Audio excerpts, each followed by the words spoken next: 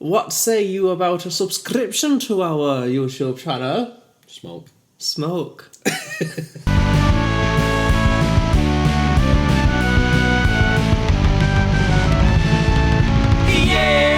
Welcome back, and welcome to our few new people that's joined us along our journey of discovering if music's good or not. We've had 6 more since we last recorded. 6? Yeah. Jesus. I know.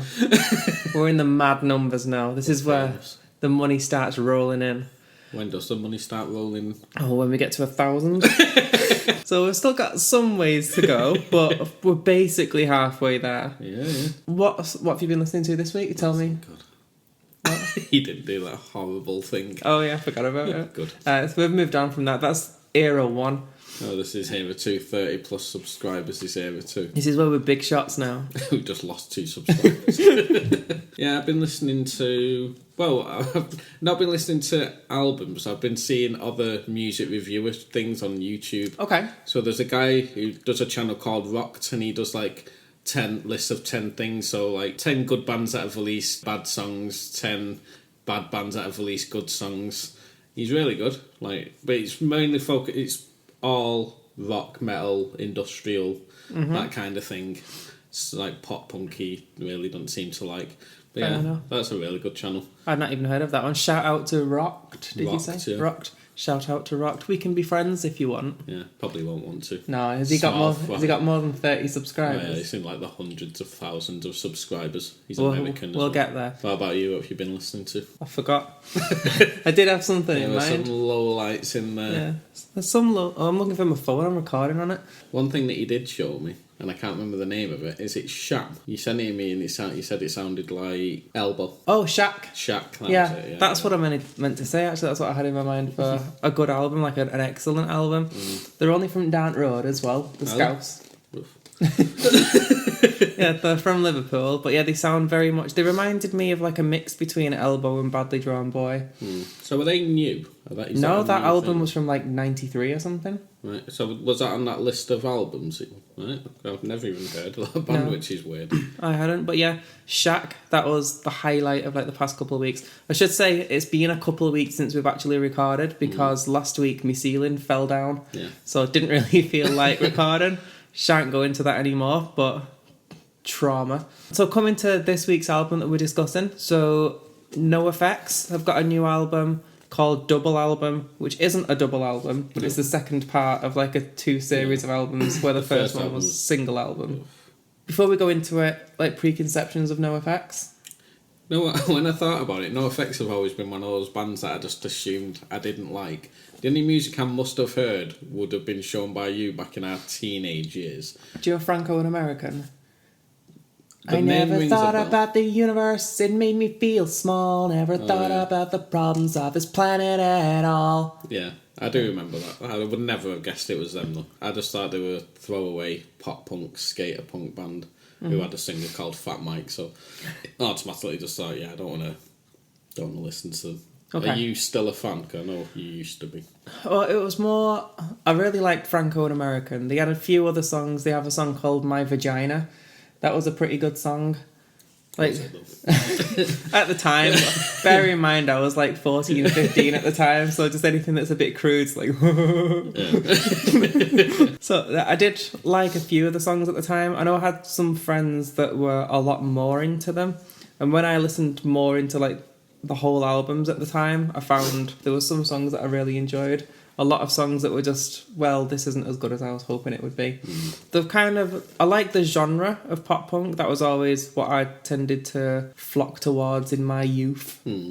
But wasn't particularly a fan of NOFX. Like, I was a big fan of Green Day, Bowling for Soup, Blink and all that stuff. NOFX didn't draw me as much as those other ones, but they were still on the radar and I liked some of the stuff by them. Yeah.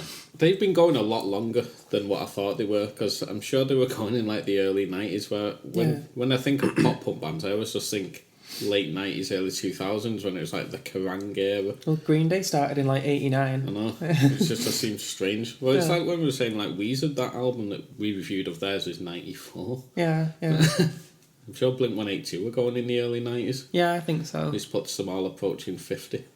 And they're still singing what they're singing. I know. Have you heard the new Blink song, by the way? No. It's okay. Coming back to NOFX, album art, It's 2 vinyls going round. because it's double album. Pretty little. Yeah. Not really much to...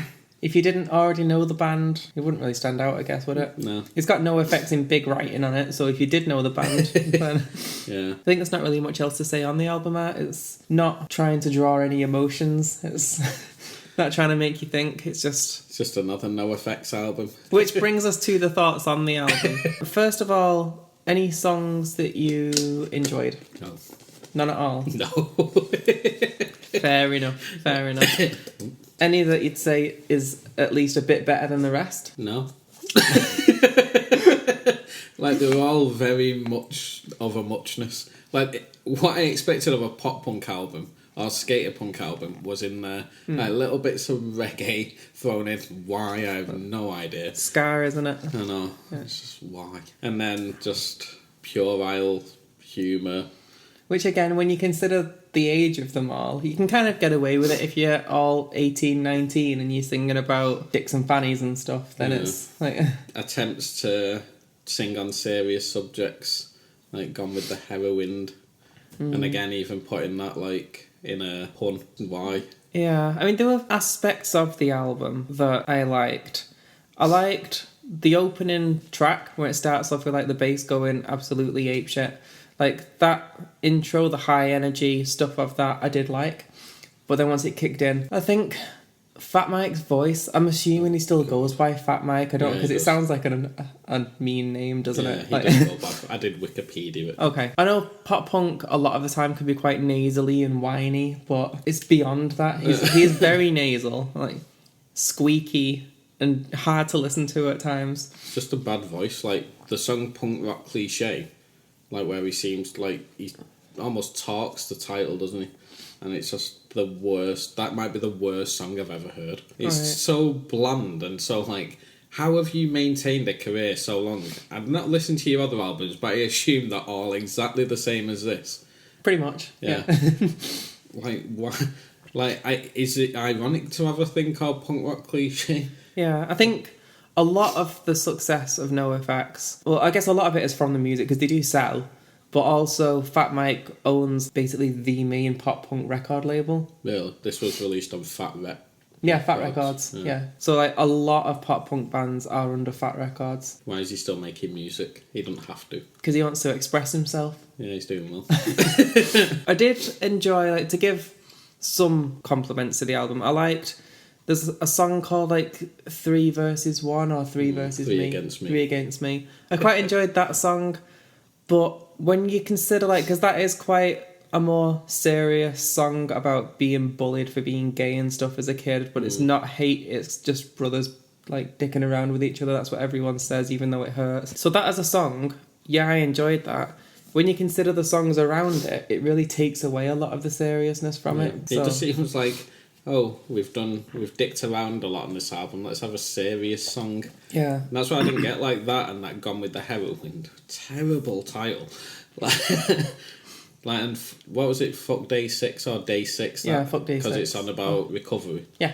And there's just, I don't know, it's just puerile. Like, just, I know not everything has to be serious, but it's quite a serious subject. And has he even been through this kind of thing, do we know? Like, I don't know. I didn't look into that. I'm assuming so based on what we were saying, but I don't know if he's singing from, like... I don't think he's gay, so I'm assuming some of the songs is singing from, like, a character perspective, like 3 Against Me. I don't know if Day 6 is or if he's gone through it. I don't know, I couldn't say. The one song on the album that I thought at least sonically sounded the best was also the one where lyrically I hated it the most. Is it too early to joke about if time is relative or something like that? is it too soon if time is relative? Yeah. So that's just all a song taking the piss out of Stephen Hawking. Oh yeah, I know. Like... It's that. It's just I really... think that's where I really hated it. Yeah. I actually forgot that song existed, but yeah. I feel a little Stephen Hawking today. I barely feel like rolling. Yeah. So I'm going to start walking uneven. I'm going to be like Stephen, so I'm going to walk uneven. There's a bit where it says like he's just a narcoleptic mime. Yeah, like, he may be smart, but to me he's just a creepy narcoleptic mime. Yeah, like... I want to be like Stephen, so I'm going to walk uneven. What? Yeah, like, I mean, the music in the background was probably the most poppiest punk one on it, in that it was very easy to listen to. But then the lyrics, I was just like, and I guess for me personally, as a kid, because I was a little dark, Stephen Hawking was like one of the people I looked up to most as a kid. I don't know where it's coming from, but that song just really grated on me, and I hated the context of that song. It's mocking the disabled. Exactly. Like where I have looked into the band again because I always want to see what the reaction is to them. And apparently they said something a few years ago. Do you remember when there was that shooting at in Las Vegas? There was some gig. Yeah. And they said at least it was country rock fans and not punk rock fans that were shot. It's like, yikes. There's two perspectives of releasing music, which is wanting to express yourself, release your art, but there's also the perspective of the listener. And fair enough, if they wanted to release this, that's fine. As the listener, I'm thinking, so what's this added that's not already...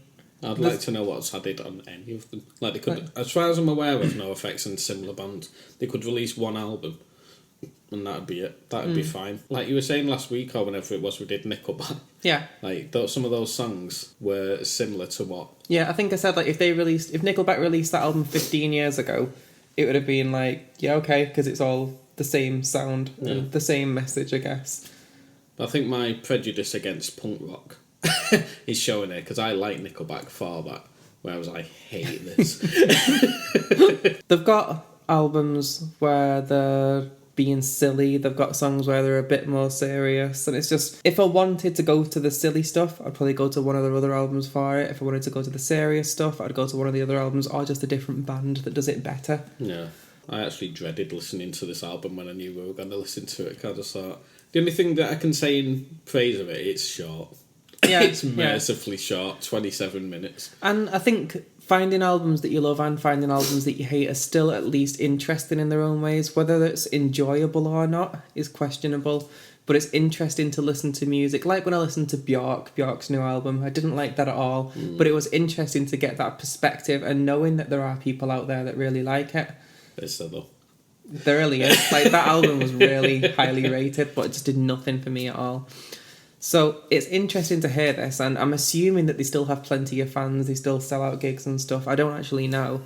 But for me, and especially coming from the context of a teenager that was really into this genre of music, listening to this now, it was just, I didn't like it at all. Yeah. I'd like to meet the fan who goes that Stephen Hawking song, you know what, that's me. That's what I really like. Yeah. If they had a different topic that they were singing about, that could have been a good song, because the guitar, the melodies was all quite catchy. It's the catchiest song on the album, I would say. But just the lyrics are just abominable. Yeah. Like, it's exactly what the lyrics are abominable, and I'm sticking with that. Yeah. If I was to say put a number on it. Do I have to? Can we go with halves? 0.5. 0.5. What makes it not a 0? It's short.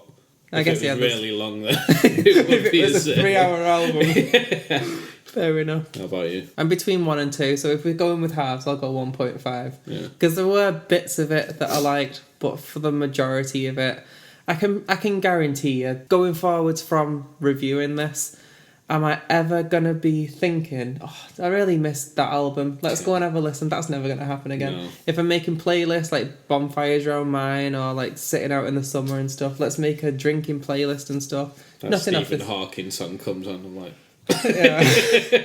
Yeah, nothing from this album is ever going to be played by me again on purpose. Definitely not. So I'm going to burn my phone just because it's been on it. Would you consider this album to be good or bad? Well, it averaged out at a 1. So yeah. I think it might be the worst album I've listened to in quite a while. Yeah, I agree actually, because the worst album I'd listened to before this, I would go to that new Björk one, which I'm sure there's going to be plenty of people out of the millions of people that watch our videos that are going to disagree with that. But for my taste, that was the worst album. But this one's overtook it just because it's bad and it's offensive. Yeah, it's very Whereas offensive. The Björk one was just bad to me. Yeah, this has just reinforced all the things I knew I didn't like about this kind of music. What I will say, as a fan of this kind of music as a whole, don't judge it all based on NOFX, because most of it is just silly. It's not offensive. It's not like putting people down. This was just, I don't know. I just don't know what they were thinking. So there we go. Music, is it good though? No. No, not this week. It's not.